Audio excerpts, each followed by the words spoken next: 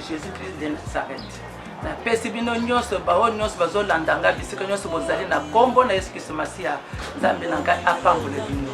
Nga servante na bino prophétesse Fideline. Nazali boso na bino na yo kotalise bino lolenge ya kotambola liboso Nzambe na biso po yo ozwa délivrance na makambo ezotungisa bomoi na yo. Eza na makambo moko ezotungisa bomoi na otangu mulayi. Eza na maladi moko ewumeli na bomoi na otangu mulayi. Oza na makambo moko ozoluka Nzambe asalila yo. Yangwana lelo na yeko yebise bino na mukanda na biso ya 2 Chroniques verset 25 à 6. Eza na mukonzi moko otozolobela Ezakias azaki mokonzi na kata Juda na Jérusalem. Ezakias atambulaki malamu liboso na Nzambe. Avant tout développer na matière na biso tozotanga na mukanda na biso na mukanda ya 2 Chroniques 25 à 6. Ezakias, chef de mon peuple, ainsi parle l'Éternel, le Dieu de David, ton père. J'ai entendu ta prière, j'ai vu tes larmes. Voici, je te guérirai 3e jour. Tu monteras à la maison de l'Éternel. J'apporterai à tes jours 15 années. Je te délivrerai, toi et cette fille, de la main du roi assyrien. Konzinakata Israël. Ayaki akutaki biloko nyonso ya kati na Juda na Jerusalem babebisaki yango. Babebisaki ndako ya Nzambe, babebisaki biloko nyonso na kati na Juda pe na kati ya Jerusalem. De Ezakias abandiko bongisa na Nzambe na ye. Tango abongisi biloko nyonso esili, Nzambe ayeko pambola ye. Tango Nzambe apamboli ye, Ezakias atambulaki malamu liboso na Nzambe. Ezakias atambulaki na kobanga Nzambe. Ezakias asalelaki Nzambe. Na tango atambulaki Nzambe apamboli ye. Tango Nzambe apamboli ye, Ezakias sikoyo moya tambula lisusu malamu liboso Nzambe ezate. Yango na sikoyo Nzambe ayeko silika. Tango Nzambe asiliki ayeko Ezakias abandiko bela. Tango Ezakias abandiko bela nde Nzambe atelemisi prophète Esaïe. Ayebisi ekende yebisa Ezakias acha ordre na ndako na ye. Po maladi wa azobela eza maladi ya kufa. Yango na prophète Esaïe ayaki. Tango aye akuti Ezakias na kati na ndako na ye. De ayebisi alobi atininga na message na yebisa yo. Maladi yo zobela eza maladi ya kubika te eza maladi ya kufa. De Ezakias tango ayoki maloba wana prophète pe abimi abandiko kingi. Tango Ezakias ayoki maloba wana etushaki ye. Esalaki epasi na motema. Pe Ezakias azaki muntu lokola yo ndeko na kazo landanga na minito. Ozana likambo songolo pakala. Ezo touche bomoi na yo. Ezo touche yo. Maladi moko songolo. Ewumeli na bomoi na yo. Na nzoto na yo. Lukanzana. Ezakias akende ko yebisa mutu te. Ezakias abandaki na société. Ezakias balobi atali contre mur. Tango atali contre mur abandi kolela. Abandi ko yebisa Nzambe. Lolenge abongiselaki ndako Nzambe. Lolenge atambulaki malamu liboso na ye. Lolenge atambulaki na kobanga ye. Yango Ezakias ayebisaki Nzambe. Abandi kolela. Abandi ko sopa maya miso liboso Nzambe. Abandi ko sopa maya miso sopi motema na ye mobimba. Epa na Nzambe. Nzambo ayokaka. Nzambo ya monaka. Nzambe amonaki. Nzambe amonaki Ezakias ndenge alelaki liboso na ye. Ndenge asopaki motema na ye. Ndenge akitisaki mai ya miso. Na problème songolo pakala. Oye kotaki na bombo na libota na ye. Abandai kobela. Abandai kobela. Abandai kobela ndeko na ngai. Nazo yebisa ndeko na ngai yo mutu ozolandanga sikoyo. Kobelaka. Oluka Nzambe. Obondela. Omone eloko mokote. Nzambe afideli na azali awa. Nga prophète na bino. Musali na bino. Nzambe atindi ngai. Na yebiso lelo. Kolela lisusu te. Luka Nzambe. Bondela. Lelepa na Nzambe. Kolelela mutu te. Ezala batu mususu. Bakendaka na bandako abatu. Pona kolelela batu. Kasi nga nazo yebisa bino. Ezala mutu moko. Obino bokolela. Ezaka Yesu Kristo Masia de Nazareth. Nazolo banandeko na ngai yo muto zolandanga siko yo muto za na salon soko za na chambre na yo soko za na mbete hôpital na minito yo na likambo ezotungisa bomo na yo lele pa na Nzambe Nzambe atalaka na mitema na biso atalaka elongite atalaka na motema atala motema na yo ndenge yo zolela ndenge yo zobondela ndenge zo yebisa ye bolamu osala bolamu ebele ndeko na ngai lelo misala ekufi bafere bande kosala ezosala lisusu te okotanda kovanda nazoyebisa mutu moko oyo akorépondre oyo kolongola kolela nayo aparsema ya miso no azali yesu kristo masiya de nazareth ezakias akendeki na mokonzi moko songolo pakala te akende na libota na ye te akendeki na bana na ye te mwasi na ye te ye atalaki contre mire yo otalaka wapi ntango apasi na yo mikakatano na yo ntango ya souffrance na yo ya maladi na yo ya kozanga ya chômage ya celiba na yo otalaka wapi tala yesu kristo masiya na ekulusu nde bisika délivrance na yo kozala nde bisika yo kokangolama yesu aza nzambe aza kati ya mutu nyonso aye mpona kokangola bato nyonso aye mpona kobikisa libota na ye yango wana ezakias ntango alelaki liboso na nzambe azongisaki profete alobi kende koyebisa ye nayoki priere na ye nzambe ayokaki mbaloba oyo ebimaki na kati ezekias ewutaki na motema na ye mpo ezekias azalaki na mutu te oyo akokokende koyebisa likambo oyo ya maladi na ye yango nazongaki kaka epai na nzambe oyo atindaki profete aya koyebisa makambo ke maladi wana eza ya kobika te eza ya kufa yango ndeko na ngai yo luka nzambe na komwene na likambo na probleme na oza nango luka nzambe omataka bangomba obondelaka okendaka baveye baretraite bani baséminaire osalaka nyonso kasi na lelo nazoyebisa yo oluka nyonso ti wana parfois eza na molimo moko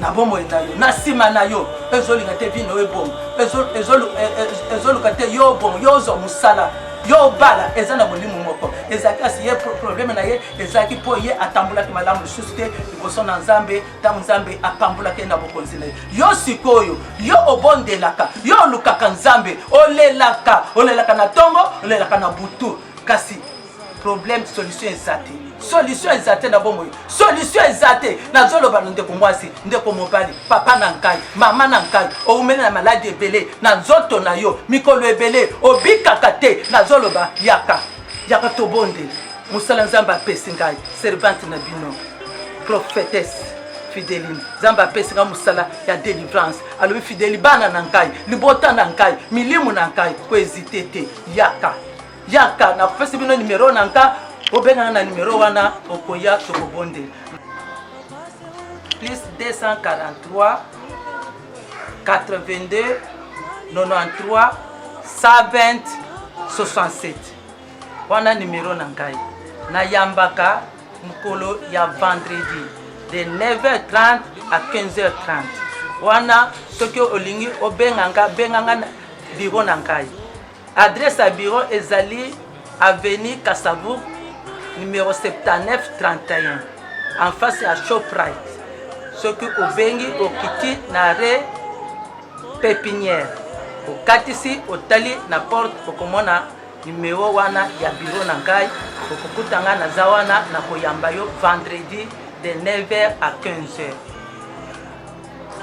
nazoloba na bana na nzambe kodécourage te yaka nzambe aza na bosenga na bino nga servante na bino eza mosala nzambe abengeli ngai alobi libota na ngai bana na ngai milimu na ngai fideli mosala mosusu te nasalaka mosala mosusu te apart mosala na bino obondela oluka nzambe okota bapriere ya ba 21 jours ya ba 30 jours ya ba 100 jours omonaka loboko ya nzambe te nazoyebiso ya solo na bato nasi na bondela eza na milimu mabe moko eza na nsima baproblème na yo ezolinga te yo bonga yaka nazali wana naza mpo na bino boya bokomona loboko ya nzambe okozala desu te nzambe akokangola yo nzambe akobikisa yo ndenge abikisi mokonzi oyo ezakias maladi ezaki ya nzambe mpo atambulaki malamu te yango nzambe afrapaki na maladi wana eza na makambo mosusu ezalaki ndoki te bandoki baloki yo te eza na makambo mosusu yo otambolaki malamu te liboso na nzambe yango nzambe afrape na chômage wana